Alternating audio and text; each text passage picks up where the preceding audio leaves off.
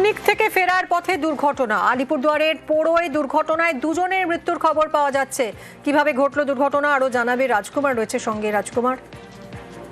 দেখো মিমি, যেটা জানা যাচ্ছে যে পিকনিক থেকে ফেরার পথে রাতের বেলা 31 নম্বর জাতীয় সড়কের যে পোড়ো এলাকা আছে সেই পোড়ো এলাকায় এই দুর্ঘটনার ঘটনা ঘটে।